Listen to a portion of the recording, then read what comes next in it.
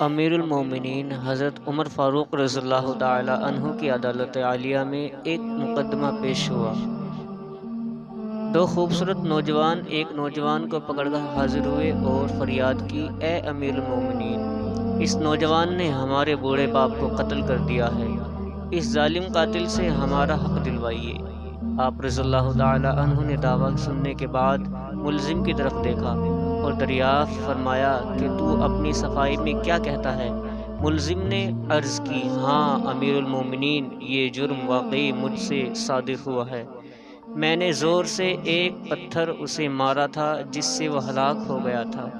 فاروق اعظم رضی اللہ تعالی عنہ نے فرمایا، گویا تو اپنے جرم کا اقرار کرتا ہے۔ ملزم، ہاں امیر المومنین، یہ جرم واقعی مجھ سے صادر ہوا ہے۔ آپ رضی اللہ تعالی عنہ نے فرمایا، پھر تم پر قصاص لازم ہو گیا ہے اور اس کے عوض تمہیں قتل کیا جائے گا۔ ملزم نے جواب دیا، آقا، مجھے آپ رضی اللہ تعالی عنہ کے حکم اور شریعت مطہرہ کے فتوے سے انکار نہیں، البتہ میں ایک گزارش کرنا چاہتا ہوں۔ ارشاد ہوا، بیان کرو۔ عرض کی، 3 دن کی مہلت چاہتا ہوں، 3 دن بعد حاضر خدمت ہو جاؤں گا۔ عظیم قائد نے کچھ دیر سر جھکا کر سوچا، غور کے بعد سر اوپر اٹھایا اور فرمایا، اچھا، کون ضامن ہوگا تمہارا کہ تم واقعی وعدے کو پورا کرنے کے لیے تیسرے دن عدالت عالیہ میں حاضر ہو کر خون کا بدلہ خون سے دو گے؟ عمر فاروق کے اس ارشاد پر اس جوان رعنا نے پر امید نظروں سے حاضرین مجلس کا جائزے کے بعد حضرت ابوذر رضی اللہ تعالی عنہ کے متدین پرنور چہرے پر نگاہیں گاڑتے ہوئے اشارہ کر کے کہا، یہ میری ضمانت دیں گے؟ خلیفۃ الرسول نے ان سے دریافت فرمایا تو انہوں نے کہا، بے شک میں ضمانت دیتا ہوں کہ نوجوان 3 دن بعد تکمیل قصاص کے لیے عدالت میں حاضر ہو جائے گا۔ اس ضمانت کے بعد ملزم کو چھوڑ دیا گیا۔ 2 دن گزر گئے اور تیسرا دن آ گیا۔ جلیل القدر صحابہ اور مشیران خلافت دربار میں جمع ہوئے۔ دونوں مدعی بھی آ گئے، حضرت ابوذر غفار رضی اللہ تعالیٰ عنہ بھی آ گئے اور ملزم کا بے قراری سے انتظار ہونے لگا۔ جو وقت گزرتا جا رہا تھا، صحابہ اکرام رضی اللہ تعالیٰ عنہ کا اضطراب بڑھتا جا رہا تھا، کیونکہ ملزم ابھی تک نہیں پہنچا تھا اور وقت قریب آ رہا تھا، اور صحابہ رضی اللہ تعالیٰ عنہ ابوذر رضی اللہ تعالیٰ عنہ کی نسبت پریشان ہونے لگے۔ 1-2 مرتبہ مدعیوں نے بھی دریافت کیا، مگر انہوں نے ہر مرتبہ یہی جواب دیا کہ اگر 3 یوم گزر گئے اور ملزم نہ آیا تو میں اپنی ضمانت پوری کروں گا، پریشانی کی کوئی بات نہیں۔ جب حاضرین پریشانی کی انتہا پر پہنچ گئے اور دہلا دینے والے انجام کے تصور سے سہم گئے کہ اچانک ایک طرف سے ملزم دربار میں حاضر ہوا۔